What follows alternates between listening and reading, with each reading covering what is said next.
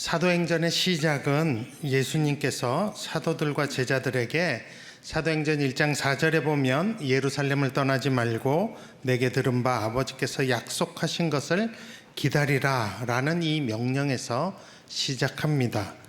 그러면서 예수님께서 바로 다음 절인 사도행전 1장 5절에서 확실하게 말씀하시기를 너희는 몇 날이 못되어 성령으로 세례를 받으리라 하셨습니다. 그리고 그 성령으로 너희가 세례를 받고 나면 어떤 일이 일어날지도 사도행전 1장 8절에서 말씀하고 있습니다. 너희가 권능을 받고 예루살렘과 온 유다와 사마리아와 땅끝까지 이르러 내 증인이 되리라 하셨습니다. 그러므로 예수님께서 십자가에 죽으시고 부활하셔서 다시 하나님 보좌 우편에 앉으시면서 성령님을 이 땅에 주신 이유는 바로 우리로 예수 그리스도의 증인되게 하기 위해서라고 말씀하고 있습니다. 절대로 성령을 받고 권능을 받고 자기들만 좋고 자기들만 기쁘라고 하신 것이 아니라 그 성령님과 그 분이 주시는 그 성령의 능력으로 어떻게든 예수님의 증인이 되라고 하는 것입니다. 근데 여기서 참 사도행전 1장 8절에서 중요한 것은 어디까지 증인이 되는가 하는 것입니다. 그들이 살고 있는 예루살렘에서 뿐만 아니라 온 유대와 또한 유대인이면 가기 싫어하는 사마리아까지, 그래서 결국은 땅끝까지라고 분명히 말씀하고 있습니다. 그러니까 성령을 받은 제자들은 땅끝까지 예수님을 전하는 증인이 될 것이라는 말입니다. 예수님께서 이 말씀을 하시고 그들이 보는 데서 하늘로 올라가셨다고 합니다. 이게 바로 사도행전 1장의 전반부의 스토리입니다. 그리고 나서는 사도들과 제자들은 예수님이 말씀하신 그 명령대로 예루살렘을 떠나지 않고 기도하면서 기다립니다. 드디어 오순절 날에 그들이 모였을 때 성령께서 각 사람 위에 임하시고 그 이후 사도들은 예루살렘에서 과감하게 예수님을 전하며 엄청난 사람들이 회개하고 세례를 받는 일들이 일어납니다. 그리고 예루살렘의 성도들은 날마다 모이기를 힘쓰며 하나님을 예배하는 아주 달콤한 시간과 기쁨을 맛보게 됩니다. 그게 2장까지입니다. 그리고 사도행전 3장으로 가면 성전 미문에서 늘 구걸하던 평생 한 번도 걸어보지 못한 장애를 가진 자를 베드로가 우리가 잘 알듯이 은과 금 없어도 그리스도의 이름으로 일어나 걸으라 하고 뛰게 하는 기적까지 행함과 함께 사도행전 4장에 가면 굉장한 부흥이 예루살렘에서 일어나고 있다고 말하고 있습니다. 수많은 병자들이 낫고 귀신 들려서 괴로움 당하는 사람들이 자유케 되고 그 일과 함께 복음을 듣고 수천 명이 믿고 세례받는 역사. 그러니까 예루살렘의 교회에는 급속적으로 부흥 성장하게 됩니다. 그렇게 예루살렘 교회가 부흥해서 더 탄탄해지고 조직적으로도 안정이 되어 갑니다. 그런데 참 이상한 것은 예수님께서 분명히 성령이 임하시면 예루살렘뿐만 아니라 온 유대와 사마리아와 땅끝까지 이르러 너희가 내 증인이 되겠다고 말씀하셨음에도 불구하고 예루살렘 교회 또 사도들 제자들은 누구도 예루살렘을 벗어날 생각을 안 한다는 것입니다. 하나님은 모든 죄의 인류의 죄의 문제를 어린 양 예수 그리스도를 통하여 완전히 해결하시고 또 성령님을 보내심으로 그 복된 소식을 온 세상에 널리 알리는 것이 사도행전 1장 8절이 말한 하나님의 오리지널 계획이에요. 그 일을 위해서 약속하신 성령님을 제자들과 사도들에게 먼저 오순절에 보내신 것입니다. 그런데 문제는 사도들과 제자들이 성령을 받고 기쁨도 누리고 은혜도 받았는데 예루살렘을 떠나지 않는 것입니다. 예루살렘 교회에 놀라운 성령 역사가 있었지만 그 하나님이 왜 이런 성령의 역사를 주셨는지 궁극적인 목적과 뜻을 헤아리고 그렇게 행하지 못한 예루살렘 교회에 아쉬움이 있습니다. 그런데 그때쯤 스데반이 돌에 맞아 죽는 순교하는 일이 일어나게 되고 예루살렘에는 큰 박해가 시작됩니다. 됩니다. 그래서 사도행전 8장 1절 하반절에 그날에 예루살렘에 있는 교회에 큰 박해가 있어 사도 외에는 다 유대와 사마리아와 모든 땅으로 흩어지니라 라고 기록되어 있습니다. 예루살렘에 무슨 정치적인 이유든 뭐든 간에 큰 박해와 환란이 있었지만 하나님은 그 환란과 그 시련을 통해서도 온 땅을 향한, 분명히 유대와 사마리아 온 땅으로 흩어지는 그런 하나님의 뜻을 이루는 기회로 삼으셨습니다. 결국 그 박해 때문에 사도들을 제외한 예루살렘의 수많은 제자들과 성도들은 흩어졌습니다. 바로 이때 하나님이 말씀하신 이 사도행전 1장 8절의 이 뜻을 이루기 위하여 사용한 첫 사람이 누구냐 하면 빌립, 전도자 빌립. 우리는 그냥 빌립 집사라고 하는데, 집사라는 말이 사실 지금 하는 말이 아니라 사역자라는 뜻이어서 전도자 빌립입니다. 사도 빌립 아니고, 모두가 하나님의 궁극적인 뜻을 순종하지 못하고 예루살렘에 머물러 있을 때 박해를 통해서 하나님은 온 땅을 향한 하나님의 뜻을 이루는데 그 첫 열매로 누구를 쓰시냐면 빌립이라는 제자를 쓰십니다. 빌립은 교회가 예루살렘의 이 범주를 벗어나는 한계를 벗어나지 못하고 있는 그 시대에 기존의 생각과 관습을 뛰어넘어서 그 지경을 넓히는데 선구자로 사용된 사람입니다. 사도들조차 엄두를 못 내고 못 가는, 특별히 가기 싫어하는 사마리아 지역에 복음을 전하고 결국 베드로와 요한 두 사도를 사마리아로 오게 만드는 그 일을 한 인물이 빌립, 전도자 빌립입니다. 저는 그 빌립이 너무너무 매력적입니다. 빌립은 어떤 사람인가요? 사도행전 6장 3절에 보면 12사도들이 한 얘기를 통해서 빌립이 어떤 사람인지 알 수 있습니다. 거기 보면 형제들아 너희 가운데 성령과 지혜가 충만하여 칭찬받는 사람 7을 택하라 라고 11사도가 얘기합니다. 그때 교인들이 뽑은 7명 중에 한 명이 빌립입니다. 그러니까 빌립은 그의 말과 행동 속, 품행 속에서 성령과 지혜가 충만하고 사람에게 칭찬을 받는, 성도들에게 칭찬을 받은 사람입니다. 특별히 성경을 읽어보면 빌립은 성령의 인도에 굉장히 민감하고 과감하게 순종한 사람임을 알 수 있습니다. 사도행전 8장 26절에 보면 어느 날 주의 사자가 빌립에게 말하여 이르되 일어나서 남쪽으로 향하여 예루살렘에서 가사로 가는 길까지 가라 하니 그 길은 광야라 했을 때 그냥 뜬금없이 가 했더니 즉시 간 사람이 빌립입니다. 그래서 우리가 잘 아는 에티오피아의 관리, 재무 관리를 만나죠. 그래서 성경을 풀어주고 예수님이 누군지 자세히 가르쳤고, 그래서 그 에티오피아의 그 관리가 정말 세례까지 받는 놀라운 일을 하게 됩니다. 이런 사실을 보면 사마리아까지 빌립이 간 이유도 역시 성령의 인도하심이었다고 추측할 수 있습니다. 아마 어느 날 성령께서 빌립에게 얘기하셨을 것 같아요. 이건 제 생각이에요.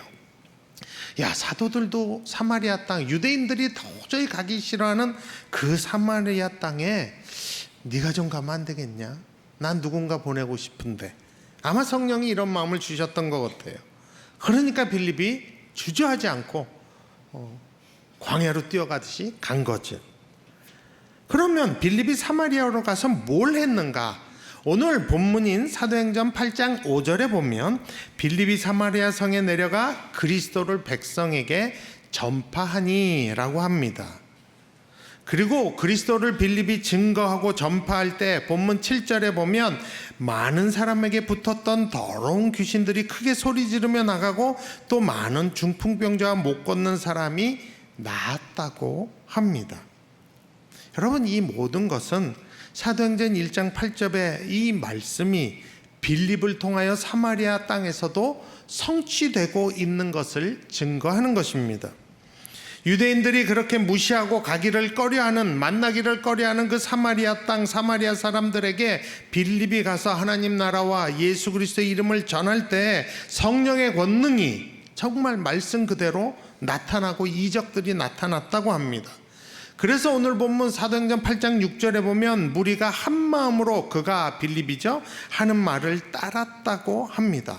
그리고 12절에도 보면 그들이 믿고 남녀가 다 세례를 받았다고 합니다. 사마리아에서 유대인 빌립을 통하여 어떤 일이 일어났는가? 오늘 본문인 사도행전 8장 8절에서는 한 문장으로 그것을 이렇게 정리합니다. 그 성에 큰 기쁨이 있더라. 그 성에 큰 기쁨이 있더라. 빌립으로 인해 사마리아의 진리가 선포되고 고통받는 사람들이 자유케 되고 병든 자들에게 치유가 일어나는 성령의 역사가 일어나서 그 성에 큰 기쁨이 있더라. 그러니까 빌립은 사마리아 성의 유명 인사가 된 것입니다. 그런데 이 사마리아 성에는 또 다른 유명 인사가 이미 있었다고 오늘 성경은 얘기하고 있습니다. 이름이 시몬이라는 사람인데 그는 마술을 행하여 백성들을 놀라게 하는 자라고 소개합니다. 이 시몬이라는 사람이 행한 마술은 그냥 보통 어떤 눈속임용 마술은 아니었던 것 같습니다. 그래서 사도행전 8장 10절에 보면 낮은 사람부터 높은 사람까지 다 따르며 이르되 이 사람은 크다 일컫는 하나님의 능력이라 하더라 라고 사람들이 얘기했대요. 이게 무슨 얘기예요? 시몬이 행한 마술은 그냥 눈속임 정도 어떤 트릭이 아니라 어떤 신적인 능력, 하나님의 능력이라고 보이는 어떤 신적인 능력인 마술이었다는 거죠. 그래서 어떤 자료에 의하면 이 시몬이 행한 이 마술은 애굽에서 배워오고 전수받아온 마술이다라는 이야기도 있습니다. 분명한 건 뭐냐면 시몬이 행한 이 마술은 백성들을 놀라게 하고 그를 따르게 할 만큼 굉장한 것이었다는 것입니다. 그러니까 요즘으로 말하면 이 시몬이란 사람은 진짜 신내림을 받은 굉장히 용한 점쟁이 같은 사람인 거예요. 들어오자마자 쫙 얘기하고 막 벌벌 뜨게, 그리고 그냥 복채 들고 줄 서 있게 만드는 그런 사람. 그런데 너무 흥미로운 것은 성경에 보면 이 정도로 유명한 이 시몬을 사도행전 8장 9절에서 어떻게 표현하냐 하면 자칭 큰 자라. 자칭 큰 자라. 여러분 이게 좀 이상하지 않습니까? 표현이. 분명히 성경에 낮은 자나 높은 자나 다 따를 수밖에 없는 신적인 능력을 가진 자라면 웬만한 사람은 그냥 큰 자라고 인정을 할 수밖에 없죠. 그런데 성경은 그 자를 자칭 큰 자라고 표현을 하는 거예요. 왜 자칭이란 말을 붙였을까요? 이유는 간단합니다. 백성들이 그를 보고 놀라고 두려워는 합니다. 신적인 능력이 있으니까. 그러나 어느 누구도 그를 존경하지 않기 때문입니다. 왜 존경하지 않아요? 누구도 시몬처럼 살기 싫은 거예요. 그리고 시몬은 존경받을 만한 짓을 한 적이 없기 때문입니다. 어떠한 선행도 행하지 않은 사람이었기 때문이에요. 자기가 사는 사마리아 성을 위해서 높은 사람 낮은 사람 다 자기를 따름에도 불구하고 선한 영향력 하나도 끼치지 않고 자기밖에 모르는 사람. 그래서 거기 보면 자칭 큰 자라라고 표현을 한 것입니다. 그래서 그는 늘 스스로 높아지려고 하고 자기를 과시하는 데 모든 관심이 있었던 사람인 것입니다. 그런데 어느 날 이 자칭 큰 자, 이 시몬이 빌립의 복음을 듣게 됩니다. 그리고 빌립이 행하는 성령의 권능을 자기 두 눈으로 보게 됩니다. 그리고 시몬이 무슨 결정을 하는가? 굉장히 놀라운 결정을 합니다. 사도행전 8장 13절에 보면 시몬도 믿고 복음을 믿었다는 얘기예요. 세례를 받은 후에 전심으로 빌립을 따라다니며 그 나타나는 표적과 큰 능력을 보고 놀라니라 라는 놀라운 기사가 있어요.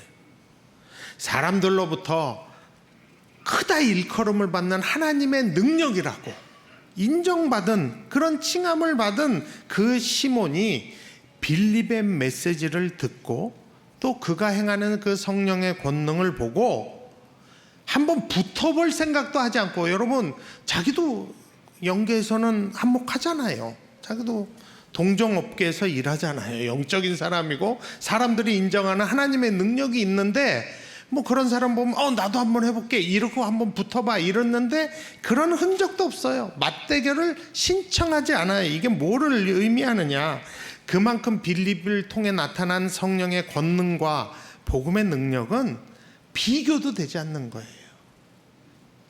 엄청난 것이에요. 그러니까 그냥 바로 시몬이 수구린 거죠. 은혜죠.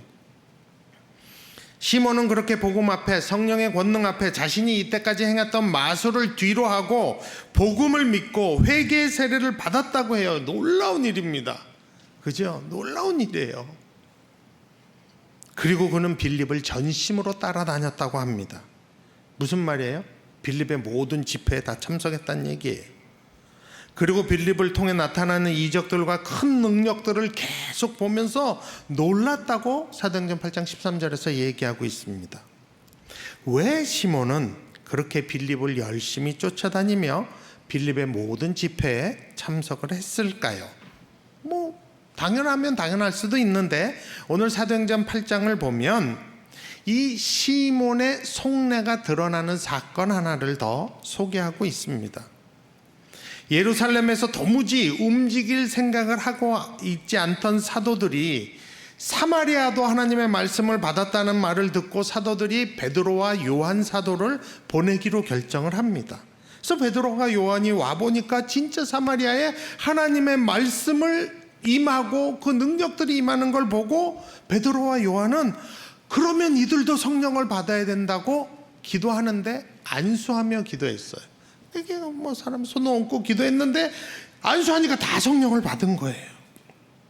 그때 시몬의 속내가 드러났다고 합니다. 시몬이 돈을 사도에게 갖다 바쳐요. 그러면서 사도행전 8장 19절에 보면 이 권능을 내게도 주어 누구든지 내가 안수하는 사람은 성령을 받게 하여 주소서라는 청탁을 하게 됩니다. 여러분, 분명히 시몬은 복음을 받아들이고 세례도 받았어요. 빌립을 쫓아다녔어요. 그런데 문제는 이 빌립의 관심은 여전히 자기가 높아지고 자기가 인정받는 데 있다는 것이 여실히 드러난 사건입니다. 부지런히 빌립의 집회를 쫓아다니면서 시몬은 무슨 생각을 하는 거예요? 놀라면서 와, 저 능력 내가 가지면 저런 능력이 내게 있었다면 나 더 크게 인정받을 텐데 저거 어떻게 하면 갖지? 어떻게 하면 나도 빌립처럼 저런 능력을 갖지? 근데 빌립이 모시는 그분들이 오신 거예요.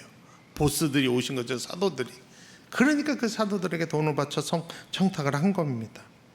이때 베드로에게 시몬은 아주 혼쭐이 납니다.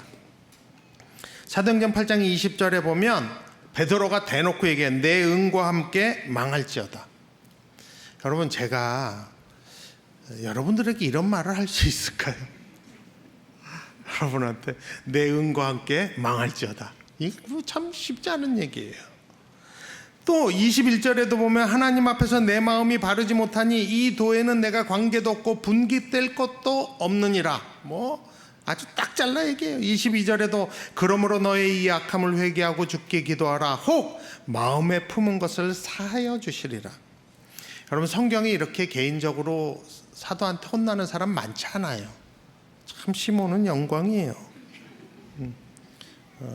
저는 이게 영광이라고 생각합니다. 왜냐하면 이렇게 혼나지 않으면 시몬 멸망했을 거예요. 정말 죽었을 거예요. 망했을 거예요.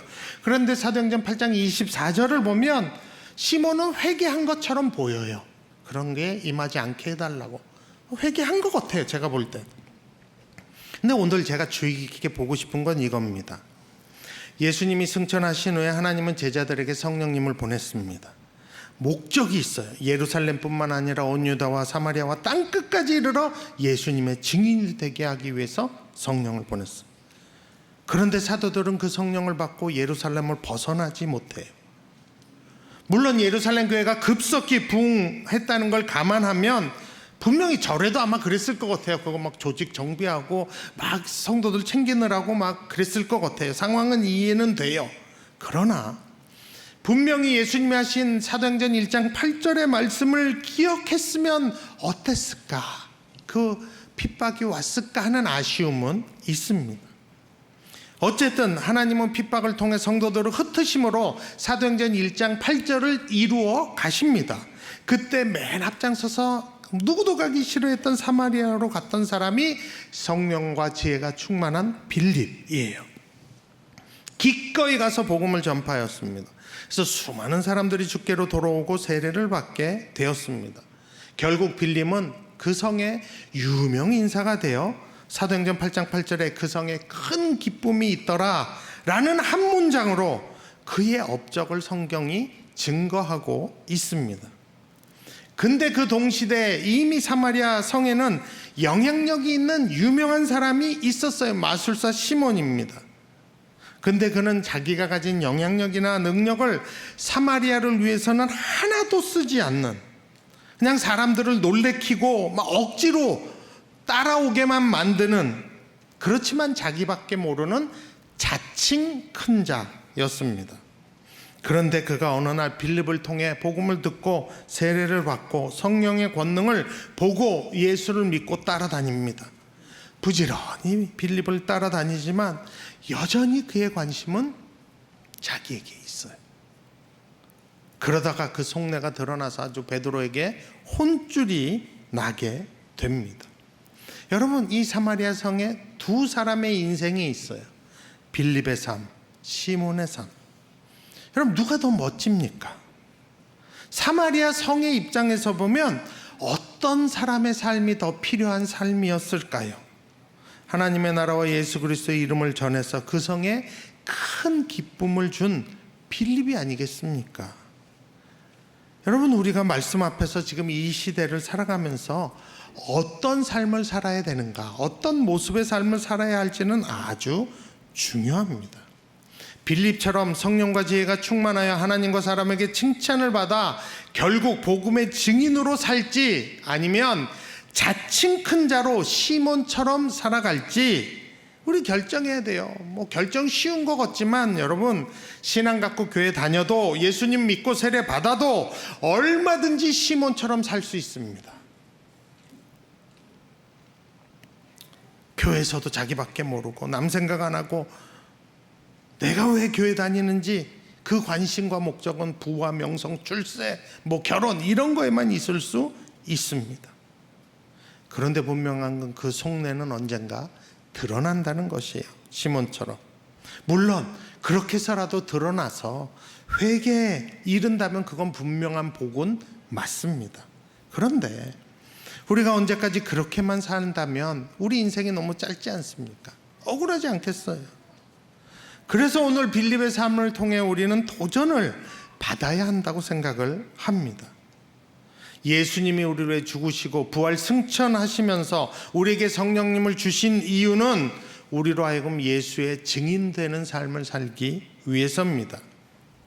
그러기 위해서 우리는 성령과 지혜가 충만하고 칭찬받는 삶을 살도록 노력해야 합니다. 그리고 성령의 인도하심을 받아 살아야 합니다. 그러면 우리 삶도 빌립처럼 그런 평가가 내려지지 않을까요? 참 생각만 해도 흥분돼요. 빌립처럼 사는 나로 인해 그 가정에, 그 교회에 큰 기쁨이 있더라. 빌립처럼 사는 나로 인해 그 직장에, 그 학교에 큰 기쁨이 있더라. 빌립처럼 사는 나로 인해 그 사회에, 그 도시에 큰 기쁨이 있더라. 여러분, 얼마나 영광스럽고 보람되겠습니까? 여러분, 이런 빌립의 삶을 우리가 좀 사모했으면 좋겠습니다. 노프트 푸른교회도 마찬가지입니다. 한국교회는 지금 어려운 시대에 모든 시각이 자기에게만 있는 것 같아요. 하나님이 왜 성령을 주셨는지, 하나님의 뜻이 무엇인지 보기에 너무 여유가 없는 것 같아요. 그리고 자신들을 보고 자신들의 필요, 또 이것을 유지하는 데만 급급한 것 같은 생각이 듭니다. 이때에 어느 누군가는, 어느 교회인가는 하나님의 뜻을 위해 기존과 달리 사용되어져야 할 때라고 생각을 합니다. 지금 이 시대는 수많은 빌립 같은 교회들이 일어나야 된다는 것입니다. 저는 우리 높은 뜻 푸른 교회가 그 교회들 중 한 교회가 됐으면 좋겠습니다. 위험하다는 이 시대에 정말 위험해도 모이기를 힘쓰고, 더 선교하기를 힘쓰고, 더 전심으로 예배하기를 힘쓰는 교회가 됐으면 좋겠습니다. 물론 마스크 잘 쓰고 조심은 해야 되겠죠. 기존의 어떤 틀을 깰 것이 있으면 깨고 하나님의 뜻을 이루는데 우리를 좀 들였으면 좋겠습니다. 새로운 영역, 새로운 시도들을, 새로운 아이디어들이 나타나 하나님의 뜻을 이뤘으면 좋겠어요. 어떻게든 증인된 삶을 살았으면 좋겠어요. 필요하면 높은 뜻 푸른 교회 조직과 구조라도 좀 바꿀 수 있는 그런 혁신적인 변화도 꿈꿔봤으면 좋겠다고 생각을 합니다. 정말 하나님의 뜻을 이뤄서 세상을, 믿음으로 세상을 푸르게 하는 그런 교회가 됐으면 좋겠습니다. 사도들은 엄두도 못 내고 있던 것을 빌립 한 사람을 통하여 사마리아의 문을 여시듯이 하나님이 우리를 그렇게 사용하시면 어떨까? 우리 교회를 그렇게 사용하시면 어떨까? 그래서 자활하고 인자 양성하고 통일 준비하고 선교하고 구제하는 이 희년 운동에 더 앞장서는 우리가 되면 어떨까? 그러면 우리가 하나님께 큰 기쁨이 될 것입니다. 그리고 누군가에겐 큰 기쁨이 되고 우리가 속한 곳, 하나님이 심으신 그곳, 직장이든 학교든 가정이든 어디든 그곳에 큰 기쁨이 빌립 같은 나로, 빌립 같은 우리 높은 뜻 푸른 교회로 인하여 기쁨이 넘치게 되는 그것을 좀 바라보고 꿈꿨으면 좋겠다 하는 마음이 있습니다. 우리의 삶이 빌립과 같은 삶이 되고 우리 교회가 그런 교회가 되도록 여러분 기도해 주시기 바랍니다. 그리고 여러분 먼저 빌립 같은 삶, 증인된 삶을 진짜 적은 소자에게 물 한 그릇이라도 줄 수 있는 그런 삶을 사시도록, 결국 하시죠 하세나로 돌아가야죠. 그런 우리가 됐으면 좋겠습니다. 빌립의 삶, 그 삶을 살아 누군가 우리 덕을 보는 그런 높은 뜻 푸른 교회 되기 원합니다. 우리 다 같이 찬양하고 싶어요. 우리가 잘 아는 나주님의 기쁨 되기 원하네. 내 마음을 새롭게 하소서. 이 찬양 우리 한번 같이 하고 싶습니다.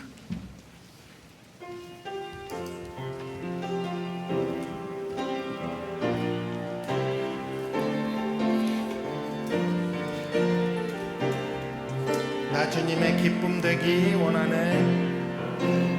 나주님의 기쁨 되기 원하네. 내 마음을 새롭게 하소서. 내 마음을 새롭게 하소서. 새 부대가 되게 하여 주사. 새 부대가 되게 하여 주소서. 주님의 빛 비추게 하소서. 주님의 빛 비추게 하소서. 내가 원하는 한 가지,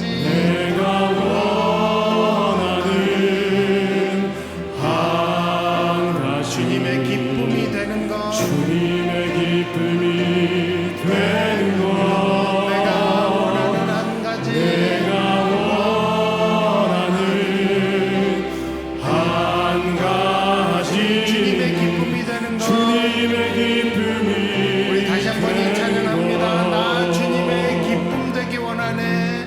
나 주님의 기쁨 되기 원하네. 내 마음을 새롭게 하소서. 내 마음을 새롭게 하소서. 새 부대가 되게 하여 주사. 새 부대가 되게 하여 주사. 주님의 빛 비추게 하소서. 주님의 빛 비추게 하소서. 내가 원하는 한 가지, 내가 원하는 한 가지, 주님의 기쁨이 되는 것, 주님의 기쁨이 되는 것. 내가 원하는 한 가지, 내가 원하는 한 가지, 주님의 기쁨이 되는 것. 겸손히 내 마음 드립니다. 겸손히 내 마음 드립니다. 나의 모든 것 받으소서. 나의 모든 것 받으소서.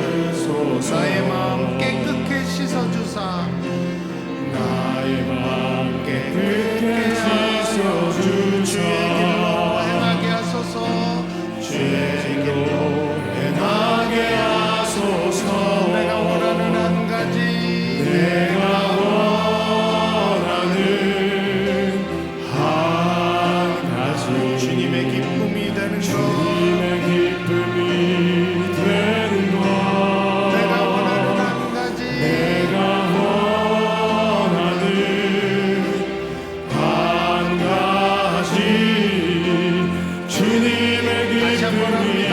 겸손히 내 마음 드립니다. 겸손히 내 마음 드립니다. 나의 모든 것 받으소서 나의 모든 것 받으소서 나의 마음 깨끗게 하여 주사 나의 마음 깨끗게 하여 주소서 주의 길로 행하게 하소서 주의 길로 행하게 하소서 내가 원하는 한 가지 내가 원하는 한 가지 주님의 기쁨이 되는 것 내가 원하는 한 가지 주님의 기쁨이 되는 것 제가 기도하겠습니다. 하나님